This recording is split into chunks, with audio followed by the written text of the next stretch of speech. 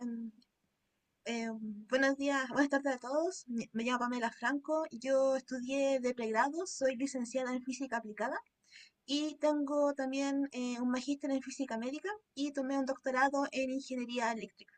Actualmente me desempeño como profesora en la Universidad Andrés Bello de la Facultad de Ingeniería y mi área es más que nada radiología con machine learning últimamente. Ahí Cristian se puede presentar ahora. Bueno, mi nombre es Cristian Montalva, de profesión de pregrado soy tecnólogo médico en la especialidad de radiología. Trabajo en la Universidad Católica, todo lo que sea el área de radiología, principalmente resonancia magnética.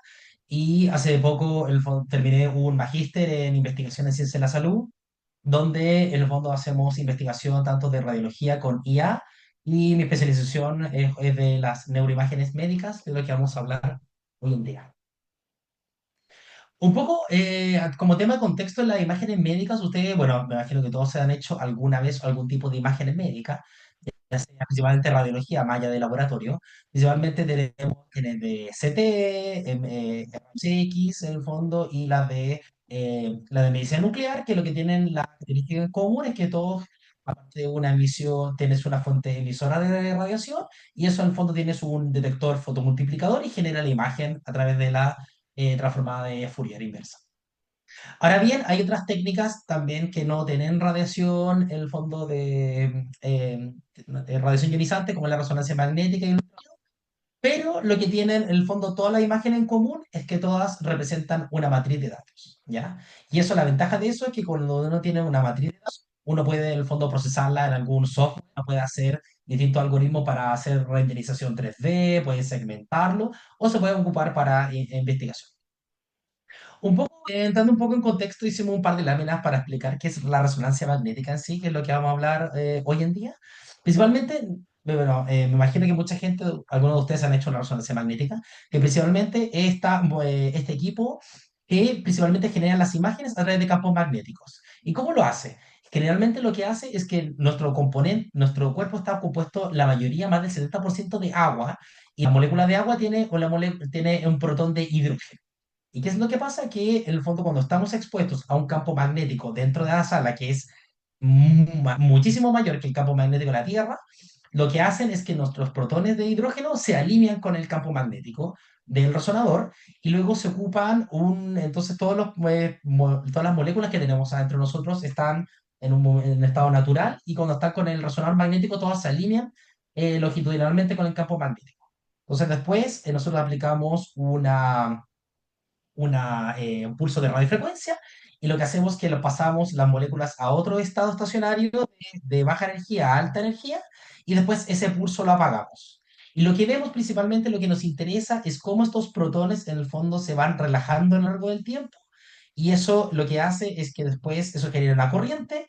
La corriente, el fondo esta se transforma en una serie de ondas que se digitalizan, y después, gracias a la transformada de Fourier, y después, en el fondo, podemos, con la transformada de Fourier inversa, formar una imagen. Entonces, principalmente hay distintos campos magnéticos, distintos resonadores. Por ejemplo, hay de bajo campo que es de 0,5 Tesla, hay unos clínicos que son de 1,5 y 3 Tesla, y alto campo que son de 7 Tesla. Entonces, como bien se fijan, el campo magnético de la Tierra es 25 a 65 microtesla. Entonces, al final, un resonador tiene muchísimo, muchísimo más. Por ejemplo, el de 1,5 Tesla tiene 30.000 veces más, un campo más alto que el de la Tierra.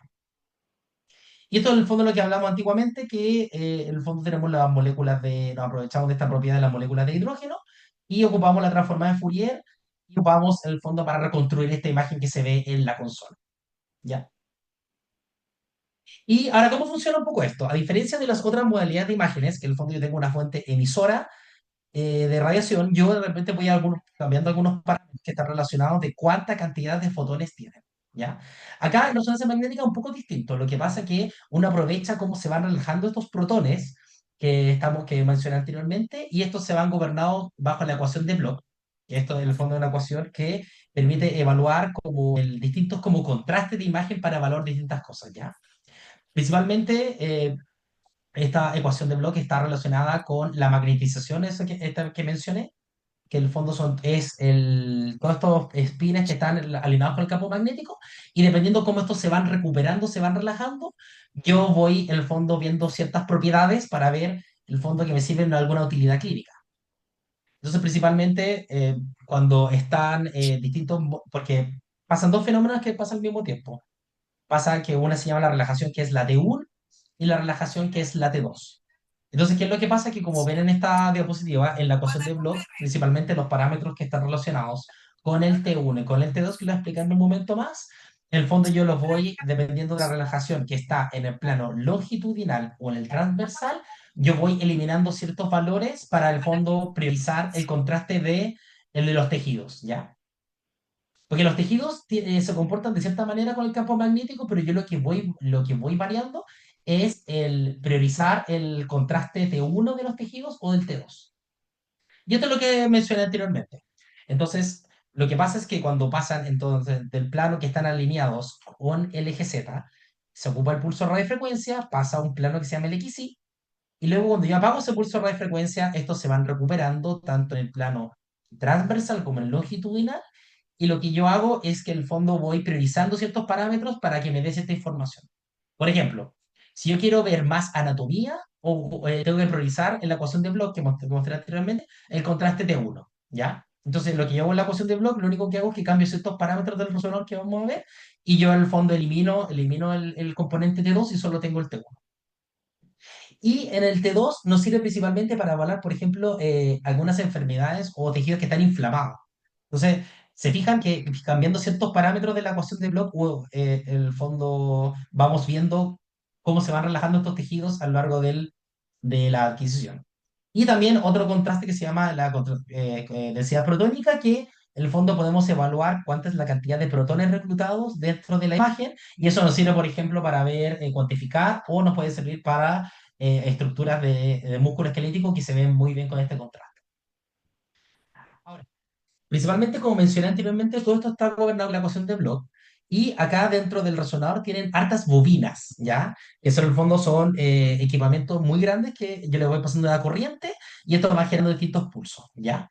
Entonces, principalmente, yo tengo un pulso que mencioné antes, que saco los spin del estadio de relajación, que están alineados con el campo magnético, los paso a un plano de alta energía. Yo tengo un pulso que se llama el TR. El TR es el tiempo de repetición, que quiere decir cuánto tiempo espero entre pulso y pulso. Y el tiempo de eco es otro pulso que cuando yo escucho esta señal que se va recuperando en el tiempo. ¿Ya?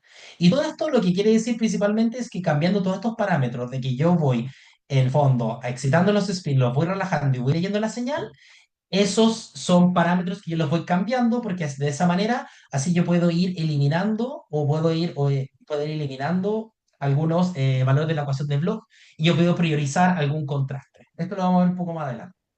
Entonces, principalmente lo que vamos a ver en estas secuencias, que se llaman contraste T1, T2 y T yo voy cambiando estos parámetros para ver en el fondo cómo se ve mejor uno que otro. Y acá esto es lo que va de manera resumida. Esto es una imagen de cerebro, en el cual, si se fijan, en la imagen de más a la izquierda es de la densidad protónica, que me permite en el fondo evaluar cuántos protones hay en la imagen. En la imagen T1, como se pueden evaluar, yo prioricé el contraste T1 en la ecuación de Bloch, y ya en el fondo me sirve para ver información anatómica.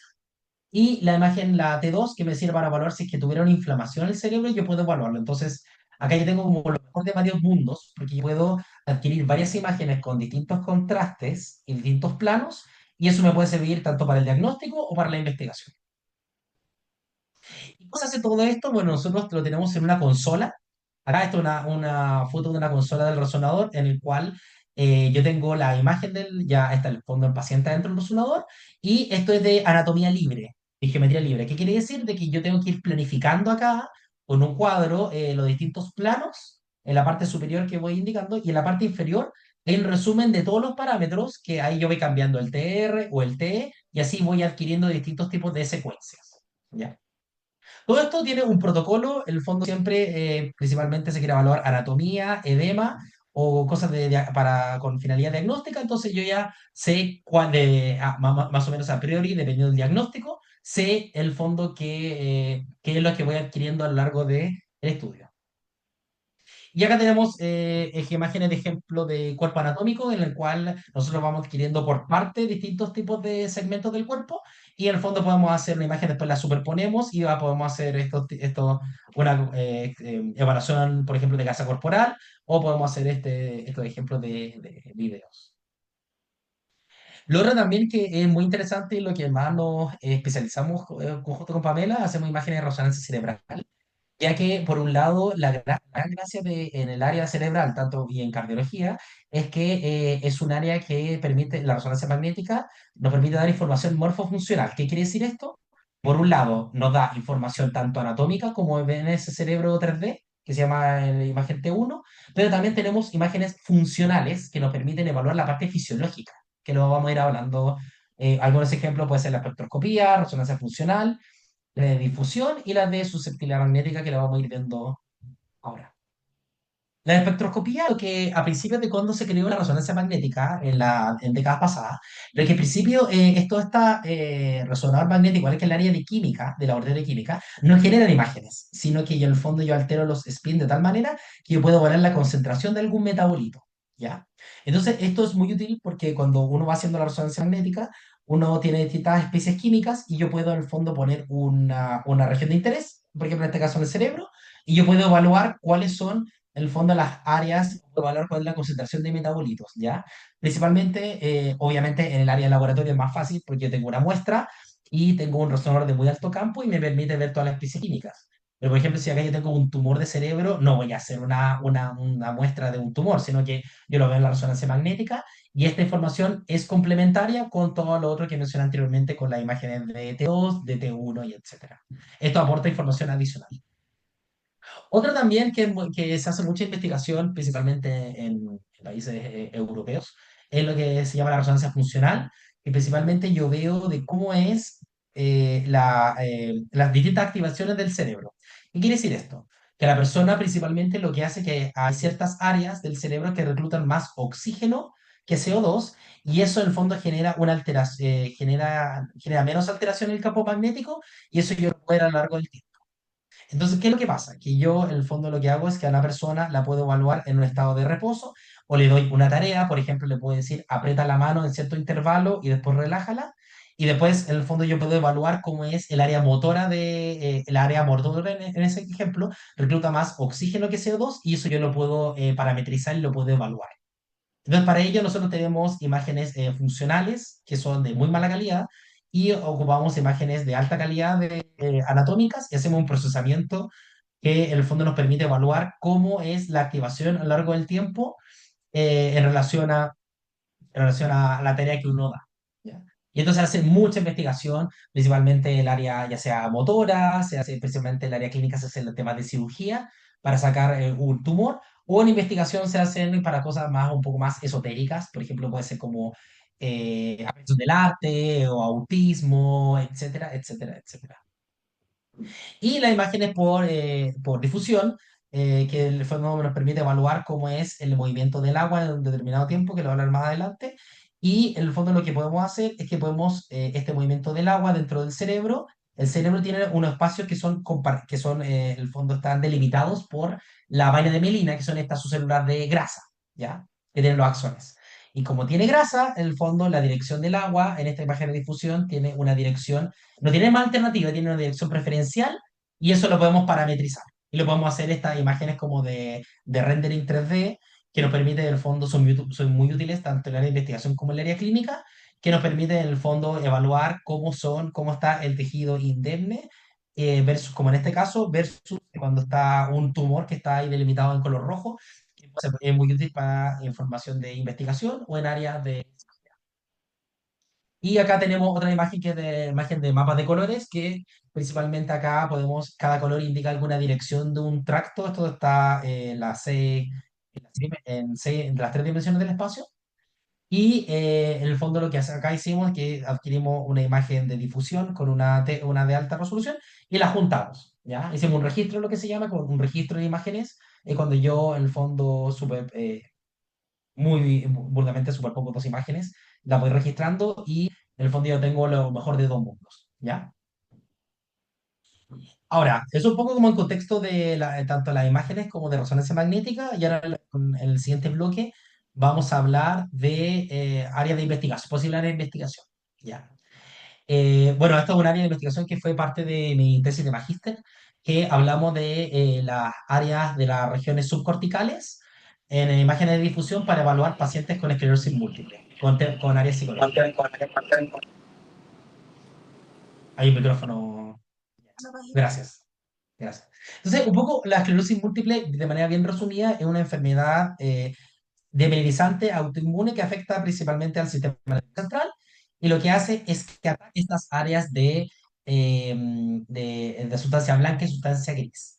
¿Y qué es lo que pasa? Porque los pacientes no solo presentan un deterioro motor, sino que también esto afecta a ciertas regiones cognitivas de sustancia blanca y eso hace que los pacientes tengan, en el fondo, no solo un deterioro, sino que también tengan un deterioro cognitivo. ¿Ya? Entonces, principalmente esto no se hace en muy pocos centros a nivel nacional, que principalmente se hace una evaluación clínica, pero el área del deterioro cognitivo se hace en base a baterías clínicas, psicológicas, quiere decir. Y esto no se hace en todas partes porque también necesitas profesionales altamente capacitados, toma tiempo y a veces no es muy bueno, a veces cuando son cambios de deterioro cognitivos sutiles no lo detectan. Por otro lado, el fondo de la resonancia magnética es el gold standard para evaluar el diagnóstico de esclerosis múltiple. Sin embargo, en el fondo, no, lo que se ve en imágenes no se condice con el deterioro de la enfermedad, no se condice con el deterioro cognitivo. ¿Ya? Eso es lo que se llama la paradoja clínico-radiológica. Es decir, de lo que se ve en imágenes no se traduce en el deterioro cognitivo y viceversa. Entonces, por ende, uno de los objetivos es ocupar inteligencia artificial supervisada, tipo de machine learning, con el objetivo de identificar biomarcadores subcorticales en la blanca que están relacionados al deterioro cognitivo, con el fondo dito, con la memoria episódica de trabajo en pacientes con esclerosis múltiple y controles sanos. Y acá un poco lo que hablamos de imágenes de difusión, que lo que principalmente hacemos es que evaluamos cómo es el movimiento del agua entre un estado, entre el tiempo uno y el tiempo 2. ¿Y qué es lo que hacemos? Que el Rosonor lo que hace es que adquirimos dos gradientes que son bipolares, que tienen un sentido contrario, en el momento uno y el momento 2. Entonces, por ejemplo, imaginemos que tenemos dos ambientes. Tenemos uno que es uno que está restringido, que es una esfera perfecta, y otro que es un elipsoide. Como tiene en el caso de una esfera perfecta, si tiene restricción a la difusión, quiere decir de que tanto en el tiempo uno como en el tiempo 2 el momento del agua se ve restringido por ciertas células, ¿ya? Entonces, eso quiere decir de que no tiene una dirección tridimensional en preferencia, sino que una esfera perfecta. Y en el fondo, si tuviéramos una molécula de agua que tiene movimiento libre, como la que está dentro del cerebro, en el fondo de los ventrículos, eso la adquirimos en el momento uno y el momento 2 y al final, como tiene difusión libre, en el fondo eso quiere decir de que no tiene una dirección preferencial, y eso quiere decir que tiene una difusión anisotrópica, y eso lo podemos parametrizar. Entonces, ¿qué es lo que hacemos acá? Que resolvemos una ecuación con al menos seis incógnitas, que es un trazador de y lo que hacemos es que calculamos vectores propios de la matriz y intentamos calcular distintos, o sea, los eigenvalues y intentamos obtener distintas métricas del cerebro con la finalidad de evaluar cómo es la indemnidad estructural del cerebro. Y acá tenemos un ejemplo de la fracción de anisotropía, que toma valor entre cero y uno. En el fondo, uno cuando tiene una dirección preferencial y cero cuando en el fondo puede haber una lesión de esclerosis múltiple, por ejemplo, que impide la trayectoria de esta vía de sustancia blanca. Tenemos el promedio, que es la difusividad media, la axial, que es el fondo transversal, y la radial, que es perpendicular axial. Lo que quiere decir, en resumen, que esto aporta mucha información de cómo está la estructura de la sustancia blanca del cerebro. Ahora, ¿cuál es la ventaja de todo esto? La ventaja de todo esto es que nosotros podemos tenemos todos estos datos y podemos ocupar inteligencia artificial, ya que la estadística normal queda corta, porque a veces todos estos datos de resonancia magnética no se comportan de manera lineal, tienen relaciones más complejas y a veces son datos colineales, quiere decir de que estos datos, en el fondo, tienen mucha información que dice lo mismo, ¿ya? Entonces, por ende, a veces cuando uno hace un feature space o un espacio de características, generalmente uno ve que entre los sujetos y los pacientes no tiene una frontera lineal. a veces puede cortar mejor como un árbol de decisión, como la vamos a ver un poco más adelante, y eso en el fondo tiene una ventaja superior, los algoritmos de inteligencia artificial versus la estadística común y silvestre. Y acá lo que hicimos un poco en la metodología es que tenemos las imágenes de difusión, hacemos un... Ahora, nosotros tenemos este cerebro y nosotros queremos evaluar cuáles son las áreas que tiene. Ahora, hay dos, más o menos dos vías para hacerlo. Una es pedirle a un neuroradiólogo o algún algoritmo de deep learning que segmente las imágenes, o lo otro es descargar un atlas de internet. Quiere decir de que son estos como atlas, que es como, imagínense que tuvieran como un papel calco y quieren dibujar las áreas del cerebro en específico. Entonces nosotros lo que hacemos acá con MATLAB es que descargamos estos atlas de Internet, ocupamos tanto la información que nos interesa de la imagen de difusión con la T1, hacemos distintos procesamientos en MATLAB y lo que hace es que al final adaptamos el atlas descargado de Internet, que al final es una máscara que tiene valores de 0 y 1 y la multiplicamos con estos distintos cerebros y vamos a tener las regiones de interés sin la necesidad de tener alguien externo o algún algoritmo o alguna herramienta que nos diga cuáles son las áreas. Entonces, al final, lo que tenemos por sujeto, tenemos 100, en este caso 100 áreas anatómicas y podemos, en el fondo, con los cuatro mapas de difusión, podemos tener 400 áreas, ¿ya? Por sujeto. Nosotros en este caso contamos con datos de la Universidad Católica. Acá tenemos distintos tipos, esto fue validado con el Comité de Ética. Nosotros tenemos de 90 pacientes, 93 pacientes, donde tenemos sujetos sanos que no tienen un deterioro, como dije anteriormente, queremos evaluar un biomarcador que sea predictor de todo esto. Entonces tenemos, por un lado, los sujetos sanos que no tienen deterioro cognitivo y tenemos los pacientes en dos categorías, que tenemos pacientes con esclerosis múltiple sin deterioro cognitivo y con deterioro cognitivo. Entonces, de esta manera, como nosotros tenemos las tres clases, podemos evaluar cuáles son las áreas que mejor nos predicen su rendimiento en el fondo cognitivo. Y la variable de entrada, como bien en este caso hicimos 100 áreas anatómicas del mapa de la fracción de isotropía, esta que nos permite evaluar cómo está la parte estructural, que va entre 0 y 1. Y eso en el fondo lo que hicimos diseñamos un algoritmo de Machine Learning supervisado. En el fondo primero lo que hicimos es un Feature Selection con SFS, que lo que hace es que va evaluando dentro de todas las características evaluando cuáles son las más relevantes, ¿ya? Porque como tenemos 90 sujetos y tenemos 100 características, la probabilidad de tener error tipo 1 es muy alto. Entonces, gracias a este algoritmo nos permite evaluar, disminuir este error y en el fondo podemos evaluar cuáles son de las 100 áreas las más relevantes para hacer nuestro modelo. Y acá hicimos un approach de un modelo de regresión, probamos 15 modelos, principalmente un modelo de regresión lineales, basado en árbol de decisión como Random Forest, y otros que son la versión más evolucionada, como Boosting, como XGBoost, CatBoost, etc. Y en el fondo tenemos nuestra variable predictora, que son este rendimiento cognitivo, y tenemos todas las áreas, en el fondo, anatómicas, si queremos evaluar cuáles, en el fondo, son las áreas que permiten predecir este rendimiento cognitivo. Y en el fondo, el mejor modelo que encontramos de los 15 fue el CatBoost, que lo voy a hablar ahora un rato más. Y en el fondo podemos evaluar cuáles son las áreas más relevantes entre los sujetos y los pacientes. Ahora, lo que hablé antes del SFS, en vez de evaluar las 100 características, en el fondo lo que hicimos de manera inteligente, que hicimos un for y va evaluando por cada iteración, va evaluando cuál es la idea de todo esto, es ir agregando las características una por una y se va comparando con el resto y las va agregando. Perdón. Entonces, ¿qué es lo que hace? Lo que hace es que va agregando las características y va calculando el MSE, que es el error cuadrático medio. Y la idea es que, como digo, cuál es la cantidad de características ideal, es cuando encuentro el error cuadrático medio. Y acá podemos evaluarlo, que el mínimo global, que el error es más bajo cuando tiene las primeras 16 características más importantes versus las 100. Entonces, esto hace un modelo que sea mucho más óptimo, ¿ya? Y acá, en el fondo, lo que hicimos es que, en el fondo, no hicimos la parte de la regresión, sino que también ocupamos otras técnicas, porque lo ideal en Machine Learning es que sea un modelo explicable. ¿ya? Entonces, esto quiere decir de que en el fondo tú abres la caja negra y tú no solo evalúas cuáles son las áreas importantes, sino que tú puedes hacer un ranking, ¿ya?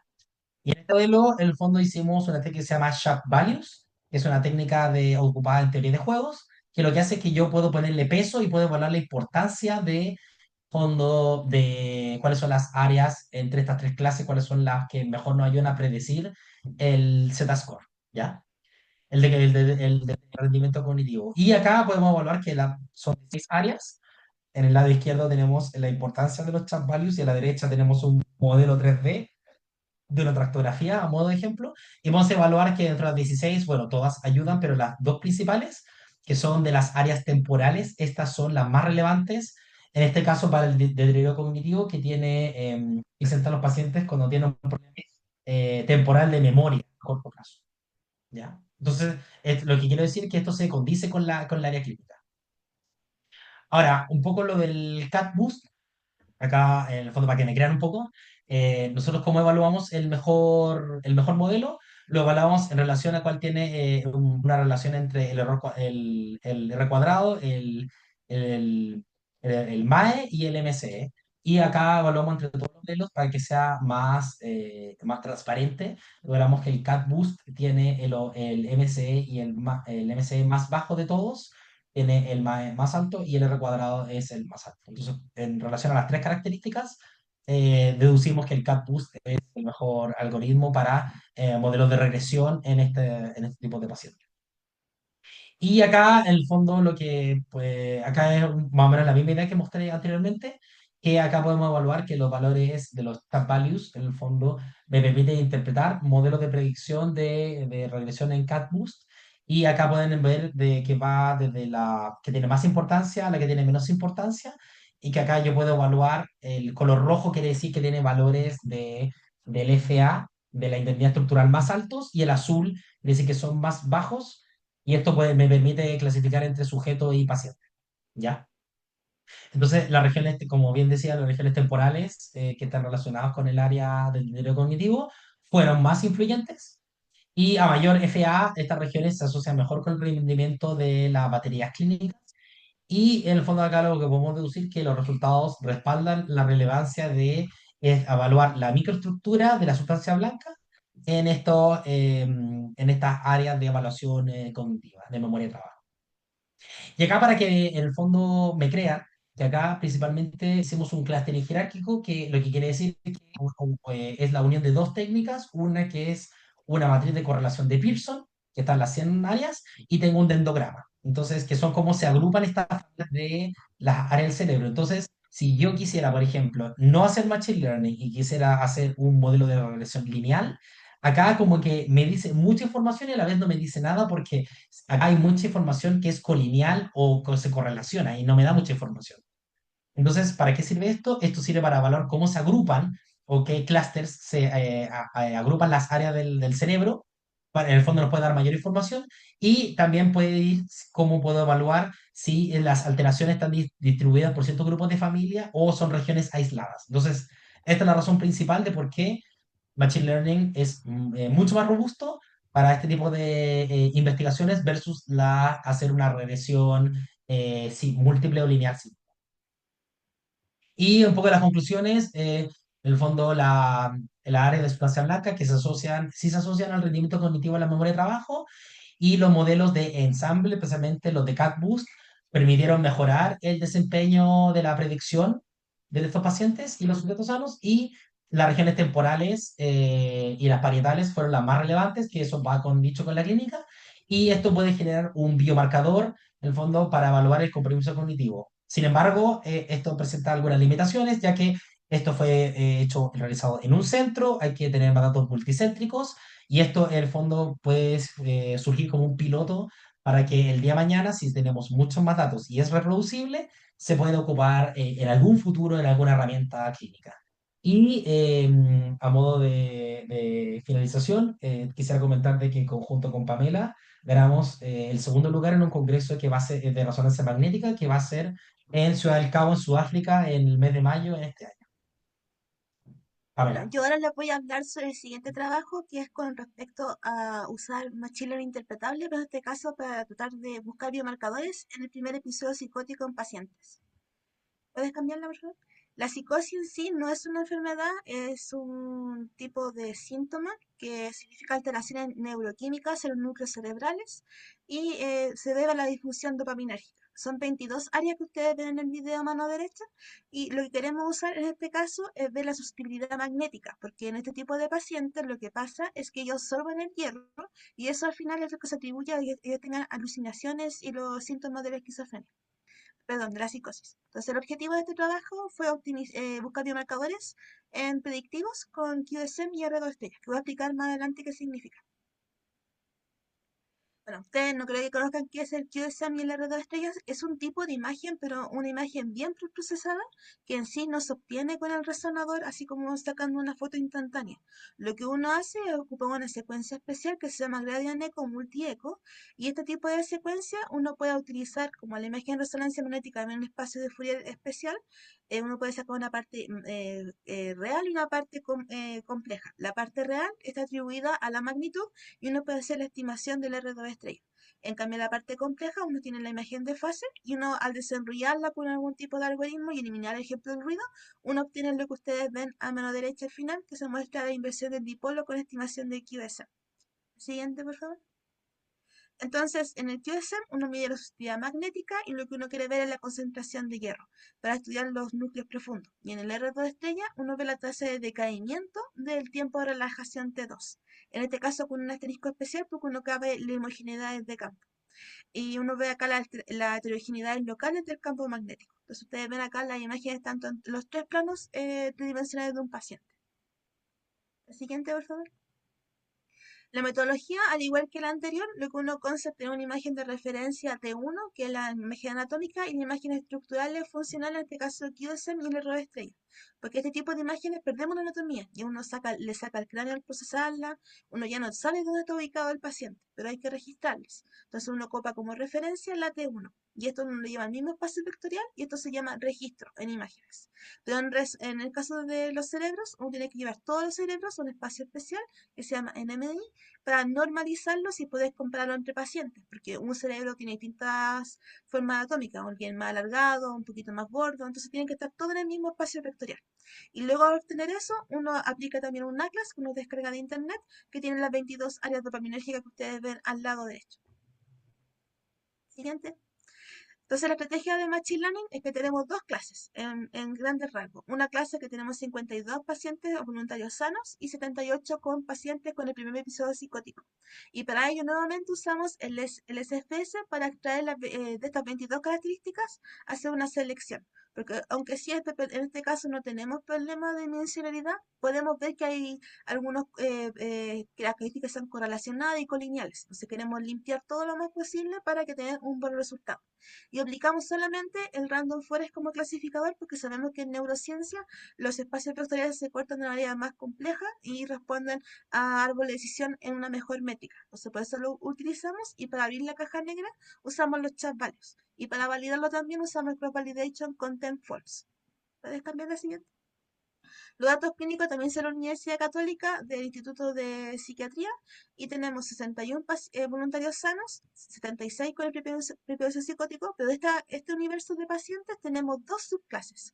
Unos que se llaman RS, que son aquellos que son resistentes a un fármaco que le dieron, y estos tipos de pacientes generalmente no van a llegar a tener esquizofrenia. No solamente presentan una vez en su vida la psicosis, sino que es algo más que va a cambiar, que se va a hacer continuo en el tiempo. Y en cambio, los que dicen TRS, estas personas solamente tienen una vez en la vida el episodio psicótico como algún tipo de alteración. Entonces, el estudio de en sí, lo que nos importa al psiquiatra es obtener la diferenciación entre voluntario sano y la gente que tiene episodio psicótico y ver los subgrupos de estos. Entonces, tenemos dos estudios en este mismo trabajo. La siguiente, por favor. Si uno compara a los dos pacientes, ranqueamos nuevamente de la más a la menos importante las características y uno ve más o menos que en lo que uno puede diferenciar las mejores son con el R2 estrella, o sea, ver las homogeneidades de campo. Y obtenemos una clasificación también ajustando, esperando un máximo global, o en este caso un máximo local, 76% más o menos de accuracy. La siguiente, por favor. En las subclases de los pacientes con psicosis, uno de nuevo rankea nuevamente lo que uno no esperaría, que la R2 estrella es como la más importante, y también tenemos un más o menos a lo que iba a decir muy parecido. La gracia es que reducimos en ambos cortes de un espacio de 22 características, de 44, perdón, porque son 22 de QSM y 22 de estrellas, a solamente 4. Entonces esto es mucho más interpretable. A la siguiente. Y uno también ocupó acá los chat values. Entonces uno puede ver que si el valor del R2 estrella, por ejemplo, del Right Nuclear Accumbens, significa que esto va a estar privilegiado hacia los voluntarios sanos. Y en el caso de las cohortes con pacientes psicóticos, el QSM en medio de la izquierda es el que ayuda al predecir la gente que tiene resistencia a este fármaco y va a ser esquizofrénico. La siguiente, por favor.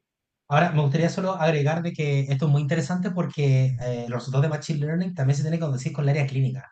Entonces, por ejemplo, vemos en el gráfico de los chat values de la izquierda que el nucleus accumbens es el área que genera como neuroprotector y genera la dopamina principalmente en estos pacientes o sea, en la sustancia negra en general.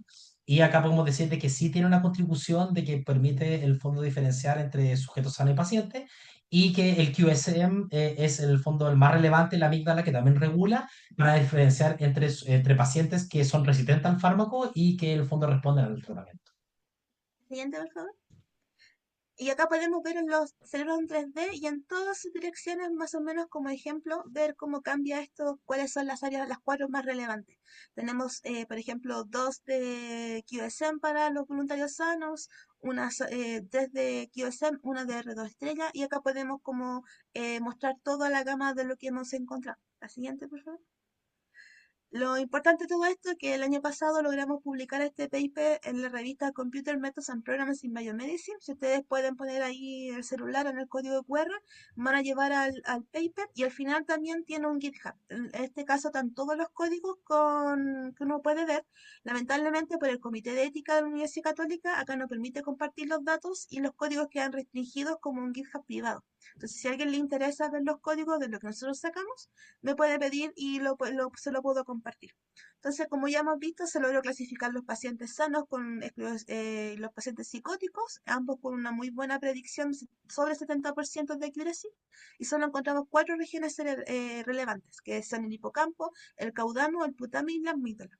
Y los Chapare permitió abrir la caja negra en este caso y buscar biomarcadores basados en su utilidad magnética. Ya en sí esta técnica es un poco bastante de investigación porque esto requiere un procesamiento súper largo y exhaustivo y son unos códigos bastante complejos de hacer. No es como llegar y sacar la foto nuevamente, esto es un procesamiento más complejo. La siguiente, por favor. Finalmente, con Cristian hemos trabajado últimamente en lo que es gliomas. Nosotros logramos publicar el trabajo que está titulado ahora en Magma. Está en Princeton Paper. Esperamos que la próxima semana ya tenga su día asignado. Y lo que nosotros queremos ver y nos hemos fijado en el caso de los gliomas, en la siguiente, antes de que se me olvidara que es un glioma, es un tumor cerebral, y lo que uno quiere ver en realidad es tratar de que sea lo menos invasivo, ver la severidad del tumor. Este tipo de pacientes en sí, algún tipo de los gliomas son más agresivos que otros, algunos tienen muy mal pronóstico, pero en sí no queremos que la gente recurra a biopsias, que ya en sí son engorrosas y requieren también más dinero. Entonces la idea es que todo esto se base solamente en sacar una imagen. Y la gracia de resonancia también es que no tienen radiación ionizante, aunque son un poco caras, sí la modalidad es bastante precisa por la resolución de la misma. Entonces, lo que nosotros queremos ver en este trabajo es ver, investigar la viabilidad de un enfoque de Machine Learning en regresión para derivar la puntuación de seguridad continua. Lo que establece la OMS es poner grados de cáncer, por ejemplo, grado 1, grado 2, grado 3, grado 4. Y lo que nosotros queremos ver es que si con estas imágenes podemos poder predecir estos números con algún algoritmo de Machine Learning. ¿Qué es lo que nosotros hicimos? La continuación, por favor. La metodología en sí consta en tener cinco tipos de imágenes. La T1, que ustedes pueden ver a la izquierda, que es la imagen anatómica, y calculamos también los cuatro mapas de difusión, que anteriormente Cristian mostró que se calculaba con un tensor de difusión y se usaba con un gradiente bipolar. Y nosotros, en este caso, lo hizo la segmentación un neuroradiólogo. Entonces, el neuroradiólogo delimitó el tumor que ustedes ven acá rojo, donde dice The Tumor Segmentation, y luego también, como uno siempre hace procesamiento de imágenes cerebrales, registra tanto la imagen T1 como los mapas de difusión en el mismo espacio vectorial, y luego lo llevamos a un espacio común que se llamaba NMI para poder comparar todos los cerebros.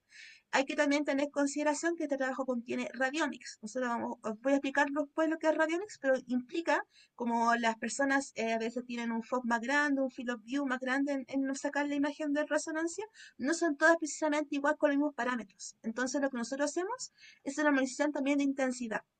En la imagen de T1, por ejemplo, que está acá. ¿Puedes ir a la siguiente, por favor? Hay un paréntesis, voy a explicar entonces lo que es radiomics. Y radiomics significa radiology omics, que viene de genomics o proteomics. Y lo que uno hace es la expresión de un gran número de características cuantitativas. Es lo mismo que uno ve, por ejemplo, cuando uno saca la foto de un abuelito y ve las arrugas y uno ve la textura. Eso es lo que uno quiere ver ahora, pero más complejo, en cierto sentido. Es que uno quiere ver lo que a simple vista no se ve con el ojo. Va a ver la captura y algunos parámetros, como dice el GLC, que es la matriz de concurrencia de niveles de gris. En este caso captura la textura. Uno puede ver acá en un cerebro unos parámetros de radiomics como se ven. Por ejemplo, el contraste, la disimilitud, la homogeneidad, etc. En fin del paréntesis. Volver por favor a la de otro diapo. Entonces nosotros creamos no solamente con Radionics la imagen de textura y la concatenamos en una matriz que se va abajo en el tumor texture. También podemos ver la intensidad del tumor y también su volumen y la forma. Y todos estos datos, que son muchos, alrededor de 400 características, pasan entonces a una estrategia de Machine Learning también de aprendizaje de supervisado. Y lo que hacemos en este caso es aplicar muchos modelos de regresión y después separarlo con los chaparios. La siguiente, por favor. La demografía en sí, tener datos de gliomas es súper costoso. Es una enfermedad que no es muy común. En sí es difícil tener datos porque es una enfermedad que es cara, el cáncer en sí es caro, las imágenes de resonancia son caras. Entonces, al tener un centro, que nosotros tenemos datos del Van Buren, no tenemos muchos datos. A lo más tuvimos 36. Ese en sí es un problema de investigación, porque acá hay que validarlo bastante bien para que poder publicarlo. Eso fue un poco el juego que nosotros tuvimos. Y de hecho tenemos 21 pacientes de bajo grado, que es de grado 2 y 3, y tenemos grado 3, que también son de alto grado, y 4, que corresponden a 15. 12 del 3 grado y 3 solamente del 4 grado, que ya están más cercanos a la verdad a fallecer este tipo de pacientes. La siguiente, por favor. Entonces, lo que nosotros hacemos, que tenemos todo este mundo de características que son alrededor de 300 y algo, y vamos de nuevo con el SFS. Lo que hace el SFS también es ver la combinación de mejor cantidad de características. Si veo cuál es la que mejor funciona y la va rankeando acá, con una característica, con dos, y así va rankeando. Y nosotros encontramos el máximo, el mínimo local con 6 características. Entonces, al menos del universo gigante lo pudimos reducir bastante. Esto te requiere un montón de horas de cálculo porque por debajo está validado con. Recuerden que el SFS requiere tener un clasificador de por medio y además tener, por ejemplo, un cross-validation. Nosotros usamos Nested Cross-Validation, toma horas de cálculo. Digamos, nos tomó un mes solamente ver ese gráfico. La siguiente, por favor. Y después, con nosotros tenemos esas 6 ranqueadas, estas son las que minimizan el sistema, el MSE en este caso.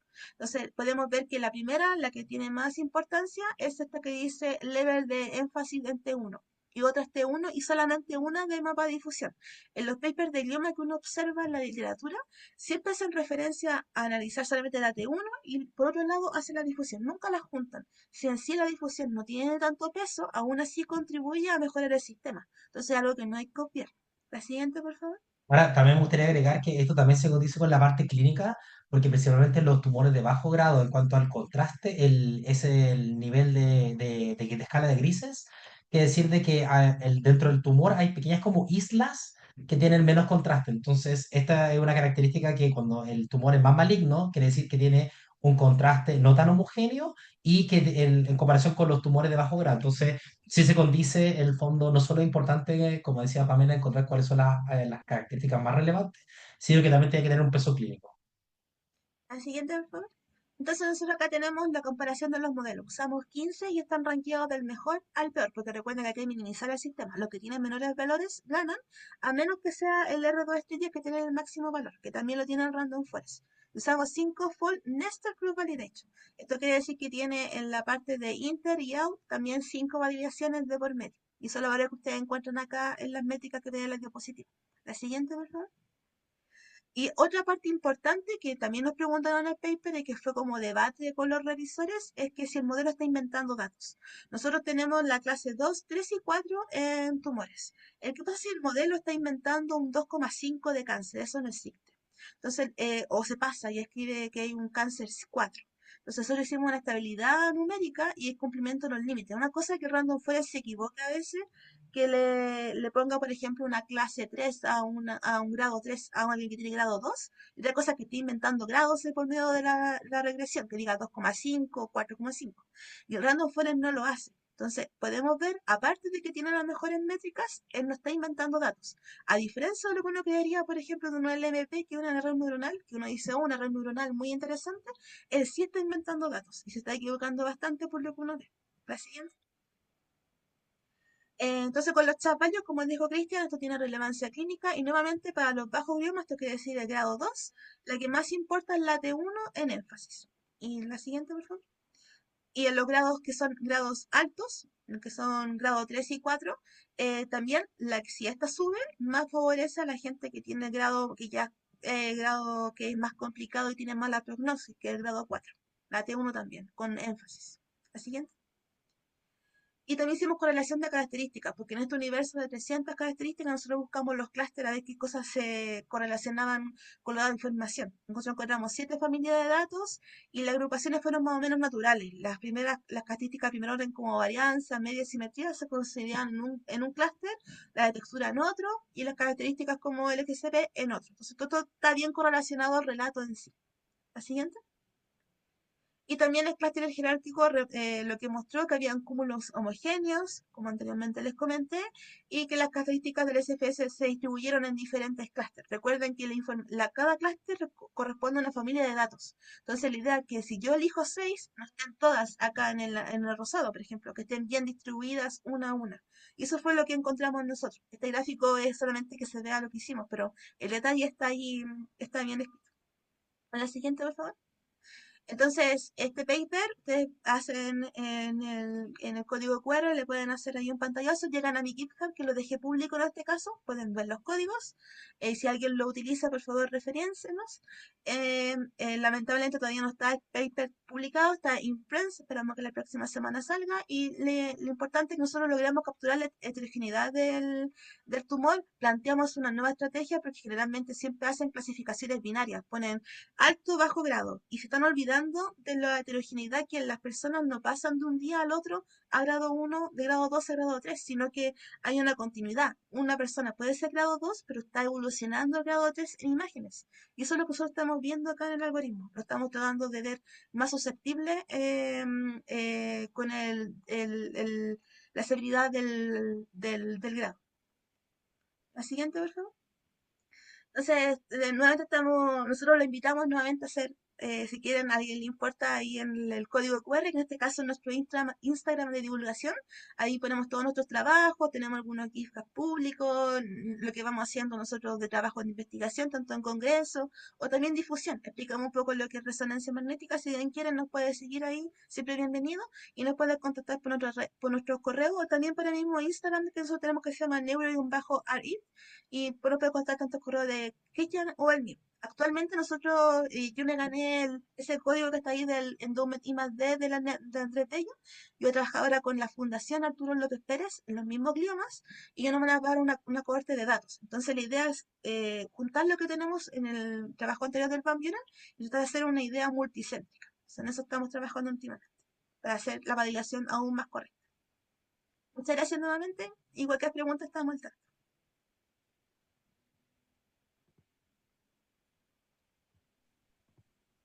Wow, eso fue una avalancha de conocimiento, de verdad, de verdad. Impresionante. Los felicito, muchachos, están haciendo un trabajo de muy buena calidad. Fue, como yo digo, un caldo Maggi de conocimiento, concentrado al máximo. Y muchas cosas, muchas dudas. Vamos a ver el chat. Si es que se me olvidó decirle que a la gente, si tiene preguntas, las puede escribir en el chat. Ya yo tomé mis notitas, por aquí tengo algunas dudas, pero son tan primitivas que, no sé, hasta me da un poco de vergüenza preguntarlas. A lo mejor no son tan primitivas, pero ustedes nos van a iluminar. A ver, por ejemplo, ciertas cosas generales. Mencionaron tanto en dos áreas, en el problema de la esclerosis como en el problema de la psicosis, mencionaron el atlas. Entonces, primero quiero decir qué entendí yo y luego me corrigen lo que yo entendí y probablemente es compatible con alguna duda que pueda tener alguien del público. Tenemos distintos pacientes, por ejemplo, 50 pacientes, mencionaron por ahí un número, 52 sanos, 78 con psicosis, qué sé yo. Pero y a todo esto se les toma una foto básicamente del cerebro, son una foto sofisticada, pero una foto al fin, digamos. Pero pasa esto, digamos, pasa que tengo cerca más de 100 fotos de personas, o sea, pero estos cerebros anatómicamente son todos distintos. Entonces, para poder crear un modelo, esto hay que uniformizarlo. Y por lo que entendí yo, el Atlas es ese molde único y que consideramos perfecto. Es una plantilla. Entonces, voy a tomar el primer cerebro y lo voy a adaptar a esa forma del Atlas. Y voy a hacer eso 100 veces. Y por lo tanto, es como estirar, digamos, el cerebro de cada uno para que calce con eso y de esa manera yo voy a asumir que esos 100 pacientes van a ser comparables dentro de ese nuevo espacio que estoy creando. Ya, ¿está bien o está mal? Cuéntenos un poquitito En más. parte Está bien. eso es cierto, pero lo que pasa es que primero hay un espacio vectorial que es común. Entonces llevamos todo, estiramos todo su cerebro a ese espacio común, que se llama NMI, que en el Instituto de Montreal allá de Neurociencia lo hicieron un cerebro estándar que dijeron, este va a ser el cerebro humano que vamos a llevar toda nuestra información. Y luego todas las imágenes se llevan a ese cerebro. El Atlas vive en ese mundo, pero los cerebros se llevan a ese espacio vectorial en específico, NMI. Entonces, al final la gracia es que, como bien mencionamos antes, es como, al final el Atlas, cuando uno lo descarga de internet, son máscaras que tienen valor uno y todo el resto es cero. Entonces, si tú al final multiplicas el cerebro, que puede tener cualquier valor, ya sea USM o difusión o lo que sea, yo al final hago una segmentación porque multiplico el área del Atlas con el cerebro y saco el promedio. Esto es lo mismo cuando el fondo estaba en el colegio y tenía el papel mantequilla y dibujaba las regiones de Chile, acá es lo mismo. Solo que está todo está todo como bien decía Pamela, con el mismo espacio vectorial. Ok, qué buena analogía. Ya, tengo otra consulta respecto a las features. Ustedes aplicaron en más de un trabajo, aplicaron esta selección de features, mencionaron este algoritmo SFS, y es interesante porque en un principio tienes muchas características que yo entiendo lo siguiente, digamos que por lo menos en el primer trabajo, cada característica, o en el segundo, perdón, el de psicosis, cada característica pertenece a una región del cerebro. ¿Estoy en lo Y correcto? además pertenece también a un tipo de imagen que en este caso es su sutilidad magnética o la homogeneidad de campo. Ok, entonces, lo que no entiendo es cómo una región del cerebro la codificamos en una feature primero. ¿Cómo es esa correspondencia? A ver, Lo primero promediamos los que datos. O tenemos un polotito, por ejemplo, de 20 por 20 píxeles y lo llevamos a un número para poder hacer una ficha. Lo que pasa es que también, además de lo que mencionó Pamela, primero hay que tener, no es como cualquiera del cerebro, sino que tiene que tener un sustento, el fondo clínico. Entonces, nosotros, si se fijan, los atlas que presentamos en el de esclerosis múltiple son distintos al del rasgo de psicosis, pero el principio matemático es el mismo. Entonces, ¿cuál es la gracia de esto? Que primero seleccionamos el atlas, que más nos sirve en la parte como que, no, que sirve para la investigación en sí, y lo segundo es que estos algoritmos del SFS nos sirven principalmente para dos cosas. Uno, para disminuir el error tipo uno. En el fondo, el primer caso que Para tengo. quitar la maldición de la dimensionalidad. Porque nosotros, puta, lamentablemente, lo que nosotros hacemos no es como tener millones de datos, porque es muy complicado tener estos datos. Entonces, tenemos que simplificarlo a la cantidad de la corte, también decir, sabemos que si son como parámetros que están rebuscados, calculados uno del otro parecido, por ejemplo, digamos la velocidad no calcula la aceleración, o también de la posición viene la velocidad de la aceleración, así como una seguidilla. Entonces estos están correlacionados, pertenecen a la misma familia. Y para que el algoritmo no se equivoque, hay que empezar a limpiar qué es más importante y no.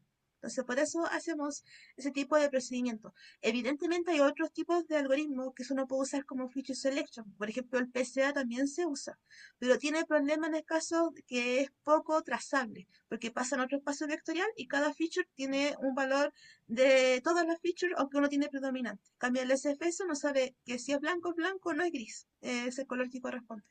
Aunque esto cuesta mucho computacionalmente, esa es la diferencia. También hay otro algoritmo muy parecido al SFS que se llama, que es la versión backward, que va en este caso va de uno en uno, acá parte de todos y lo va quitando uno a uno, pero también es computacionalmente muy costoso. Entonces, como no podemos tener todo en esta vida, elegimos como lo que más podemos llegar a realizar, como lo más realizable en el tiempo. Por eso elegimos el SFS generalmente. Lo Ok, más importante de esto es hacer, para finalizar la pregunta, es hacer que todo esto sea explicable. Quiere decir de que nosotros probamos distintos como algoritmos y lo vamos haciendo como en espacio de características, vamos viendo. Como bien decía Pamela, no sé, probamos el PCA, pero el PCA perdemos la etiqueta de la región anatómica o el PCA nos da que todo hay una superposición de datos. Entonces ahí vamos probando distintas técnicas y vamos diciendo como, ya, entonces esta técnica nos da un buen rendimiento, nos da buenas métricas y es explicable. Entonces así lo vamos como probando. claro. Sí, bueno, tengo una duda antes de la explicabilidad. Voy a... Cuando, ¿ah? sí, sí, No, cuando hablan de estas, de la selección de atributos, me llama mucho la atención esa parte porque en un principio entiendo que son 22 áreas en el cerebro, estoy en lo correcto, ¿verdad? Ujú. en el caso de psicosis, sí. Ya. En el caso de psicosis, o sea, Por ejemplo, esclerosis múltiple son 100, va a en el depender caso, del... sí, depende de la enfermedad. Ah, mira, ya, ok, ya. Yo Porque noté todo esto aquí... está validado con respecto a biopsia. No es como ok, que alguien se imaginó, sino que después las personas fallecen y le van cortando cero y se dan cuenta, acá hay una falla acá. Pero como no queremos llegar a la biopsia o a la muerte, aplicamos los ACAs que ya están hechos. ya, ok, ya. Aquí me vuela la cabeza realmente el hecho de que en el estudio que ustedes hicieron llegaron a identificar que 4 áreas eran importantes de esas 22. O sea, ¿qué traduzco yo en cristiano, digamos? Es que básicamente ignoro las otras 18 áreas y solamente me concentro en esas 4 áreas y puedo determinar el grado de psicosis o diferenciar entre un sujeto sano de uno que va a tener esta psicosis asociada con un fenómeno que no es aislado, sino que es sostenido en el tiempo. Eso ¿cómo lo interpretan ustedes? O sea, porque aquí hay dos elementos, digamos. Un elemento desde mi campo, que es el campo de Machine Learning, que es cómo lo logras, que me parece súper interesante. Y el segundo, ¿cuál es el impacto de encontrar esas 4 áreas, identificarlas desde el punto de vista de la salud, digamos? Hay dos razones por qué hacemos eso. Una es por optimización del sistema, porque después la idea es que esto sea replicable, entonces uno dice estas 4 áreas que están probadas y minimizamos los sistemas. En el caso, por ejemplo, de clasificación, buscamos los máximos globales, en regresión los mínimos globales. La idea es que también sea interpretable para el médico. Al médico no le sirve tener una lista de 100 parámetros que ver. Él quiere tener algo preciso. Es como que si uno está resfriado, él sabe que uno hay que fijarse en la gripe, tos y la fiebre. No le importan muchos más parámetros para diagnosticar. Entonces, es la conversación con el médico también constante. Eso es lo que uno gana, la interpretabilidad en el campo clínico. No es una pregunta más de ingeniería, nosotros nos vamos a las preguntas más clínicas, la verdad. También la otra importancia que va a sonar medio obvio, pero el área de psiquiatría es de las pocas áreas que no es más subjetiva, no es cuantificable, no tienes una imagen que tú puedes cuantificar y decir, ah, tiene esta enfermedad o no. Porque lo que hace el psiquiatra es que en el fondo tiene estos sujetos que tienen la enfermedad y hace un tratamiento, entonces y por alguna razón se preguntan de por qué hay sujetos de que en el fondo resisten al tratamiento y otros no. Entonces, ver una relación de que hay alguna del cerebro que bloquea o se desregula o algo de ese estilo versus la gente que responde al tratamiento. Entonces, esa es la Lo, gracia. lo, lo único que saben los médicos es que en el caso de psicosis, cuando la gente fallece un tipo que es esquizofrénico, por ejemplo, le hacen la biopsia en el cerebro y se dan cuenta que tienen acumulación de hierro en ciertas áreas, esas 22 áreas. Entonces ahí va la pregunta, ¿cuál es la más relevante? Porque hay una que tiene más peso, hay un peso que está en el cerebro afectando más a llevar esa enfermedad. En el caso de los gliomas, que son cáncer, no, porque ahí aleatoriamente aparecen los tumores en el cerebro. Entonces, otra pregunta a nosotros que no estamos haciendo. Siempre nos adecuamos a la enfermedad un poco. Y en Notable. esclerosis, y claro, y en esclerosis múltiple intentamos que como esto afecta a distintas partes cognitivas, en el fondo también evaluamos los centros de cognición y en el fondo daban que si tiene la persona problemas de trabajo, justo lo evaluamos con Machine Learning, las áreas que se relacionan a esa parte cognitiva. Ok, miren, no me di cuenta, se me pasó la hora, son las 6:10, está súper interesante esta conversación, realmente los felicito. Excelente trabajo, tenemos por ahí Dos cerca de 20 personas preguntas. conectadas ahora. Le, le Ah, respondo las ¿quedó? preguntas a las personas que están ahí y si quiere terminamos o no. ¿Cómo? Hay dos preguntas ahí que no Ah, las ya, no la había visto, ya, no la ya. había visto, qué bueno. ¿Ya? Miguel Cortado nos pregunta qué tan viable sería implementar un modelo en el sistema software clínico. De hecho, yo te voy a compartir en pantalla. Estamos trabajando nosotros como para poder implementarlo. Esto es un pipeline como estudio piloto, no lo tomes como algo completamente que vamos a llegar. Pero hagamos que hicimos todo el procesamiento, nosotros encontramos en glioma 6 biomarcadores. Entonces yo estoy aplicando esta matriz de datos. Entonces, ¿qué es lo que nosotros estamos haciendo? Nosotros nos gustaría que con una imagen él llegue después al médico y haga un diagnóstico médico. Nosotros estamos validando con lo que dice el neurocirujano. Entonces, el neurocirujano dijo que tenía grado 2 esta persona y la IA justo dijo que era 2 y hay un nivel de confianza del 87%. Por ejemplo, si voy a otro paciente, ahí la IA realmente aceptó el grado, pero el nivel de confianza disminuye. ¿Qué quiere decir? Que este paciente debe tener un patrón en la imagen que no es tan parecido al 3 y más parecido quizá al 4 o al 2. Y eso nos lo va explicando con los cambios de los Grado, chip que el va grado del tumor, continuando. el grado de Entonces, cáncer, esto es lo que nosotros queremos cáncer hacer avanzado. después como al final. Queremos como llegar a clínica y mostrar una implementación de una herramienta que lo pueda usar el médico solamente con la imagen. Eso sí, todavía falta mucho porque esto es un estudio piloto que nosotros publicamos, queremos ser más multicéntricos y después nosotros haríamos quizá este tipo de interfaz para poder presentarla a una institución. Abraham pregunta, Ay, disculpen, estaba con el micrófono abierto, disculpen, le estaba hablando a los estudiantes. ah, ya. Bueno, una pregunta de Abraham, son tres preguntas, la voy a combinar en una. ¿Cómo hicieron para evitar el overfitting? Si utilizamos data augmentation y dado el problema de clasificación, ¿cuál es el accuracy que recomiendan? Ya. Bueno, en Nosotros, cuanto la al... verdad, ¿puedo responder la primera, no? La primera y tú sí, respondes la otra. Ya. Para evitar el overfitting, lo que nosotros hacemos es primero hacer una búsqueda exhaustiva de los hiperparámetros. Para eso nosotros usamos un algoritmo que es tan alto computacionalmente como el SFS. El gráfico que tuviste de los gliomas nos demoró 1 mes y medio de cálculo. Solamente el gráfico para buscar los 6 biomarcadores.